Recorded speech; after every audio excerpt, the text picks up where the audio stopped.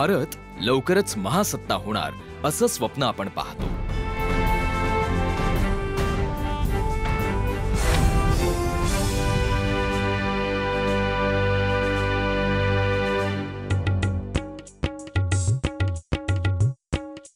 पण ज्या देशातल्या लोकांना शौचालयात जाऊन आल्यावर हात धुवा हे सुद्धा जाहिरात करून सांगावं लागतं, तो देश खरंच एवढ्या लवकर महासत्ता होणार आहे?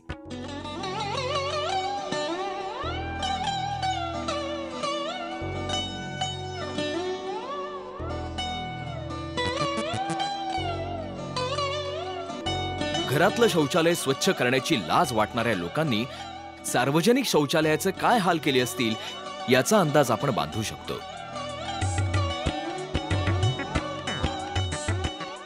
आपल्या पंतप्रधानांनी स्वच्छ भारत सारखी महत्वाची मोहीम सुरू केली. त्यात फोटोपुरता झाडू हातात घेऊन स्वच्छतेचा संदेश देणारे अनेक लोक आपल्याला खूप थोर वाटतात.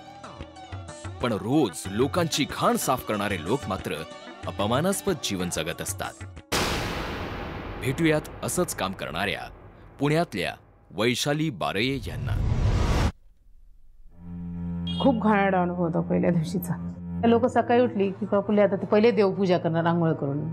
आम्ही सकाळी उठलो की आम्ही पहिले संडासात जाणार, लोकांची विष्ठा काढणार, लोकांचे पॅड्स काढणार, त्यांच्या दारू पिलेल्या बाटल्या त्या काढणार, त्यांचे ते गुटख्यांचे सिगारेटचे पॅकेट ते अक्षरशः इतके घाण त्याच्यामध्ये टाकलेले असतात ते सगळं काढायचं त्यांचं. म्हणजे हे असं वाटतं ते तिकडे गेले की लोक ते घंटी वाजवत असतात, ते त्यांची पूजा चालू असेल, आपण बादली घेऊन म्हणजे आपली पूजा पहिली.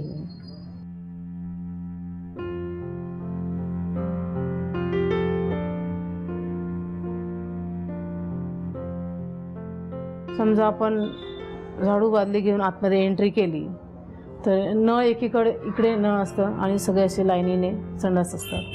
मग एखाद्या असं कसं आपण त्यांना सांगितलं की बाबा कोणी जाऊ नका तर मुद्दाम पुढे जाणार, लघवीला उभे राहणार मुद्दाम. म्हणजे असं मग आपण जरी ओरडलो की बाबा तुम्ही आतमध्ये जा, तुम्ही दार लावा, तरी तर न ऐकता मुद्दाम केल्यासारखं का. पाणी असेल भरून ठेवलेलं की बाई ह्याला हात नको लागो, मला याला म्हणजे ह्या पाण्याने मला आंघोळ करायची, आज मंगळवार आहे, आज पौर्णिमा आहे, आज मला पूजा करायची, म्हणजे मी त्या पाण्याला जर हात लावला तर त्या पाण्याने ते आंघोळ करणार नाही. बाबा आपण म्हणतो की देश स्वतंत्र झाला आहे, आता नवीन काळ आहे, नवीन पिढी आहे. मग ह्या काळातही अशा लोकांनी म्हणजे मी जर स्वच्छ करते तर मला ह्या दृष्टिकोन, मी जर स्वच्छ नाही केलं तर ते किती घाण होईल. स्वच्छ जे करतात ते घाणेरडे की जे घाण करतात ते चांगले, काय याचं उत्तर काय? मला असं वाटतं की फार गंभीर आहे हा प्रश्न, आरोग्याशी निगडीत आहे, माणसांच्या अस्मितेशी आहे. आणि म्हणून आम्ही कॉर्पोरेशनमध्ये मागणी केली की 6 तास कामाचे असतील आणि 2 तास शिकायचे असतील. तसंच आम्ही शिबिरांच्यासाठी पण ऑन ड्युटी शिबिरं घ्यायला सुरुवात केली. त्याच्यामधल्याच एका शिबिरांच्यासाठी वैशाली बारये पण आली आणि तेव्हा तिने मग नंतर कॉम्प्युटरच्या वर्गाला नाव घातलं आणि ती खूप हळूहळू बोलायला लागली आणि ती जी सांगत होती ते खरंच हादरून टाकणार आहे.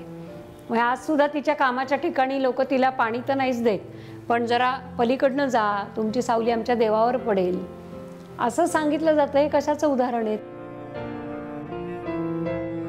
सुरुवातीला काम करायला अवघड वाटत होतं, पण आता काम करायला वाटत नाही. पण लोक असं बोलतात ना, आणि या काळात, या युगात, ह्या जगात, म्हणजे आज जग कुठे गेले, ह्या काळात म्हणजे त्यांनी असं बोलावं आणि आपल्याला अशी वागणूक द्यावी, खूप वाईट वाटतं. सगळ्या कर्तृत्ववान लोकांना आपण तुमचं काम असंच धडाडीने चालू राहो अशा शुभेच्छा देतो. पण तुमचं काम चालू राहणं सोडा, तुमच्यावर काय कुणावरच हे काम करण्याची वेळ न येवो. त्यासाठी सार्वजनिक ठिकाणी जास्तीत जास्त स्वच्छता पाळायला सगळ्यांनी सुरुवात करू, हे वचन आज तुम्हाला द्यावंसं वाटतं. तुमच्या जिद्दीला, तुमच्या संघर्षाला पुन्हा एकदा सलाम.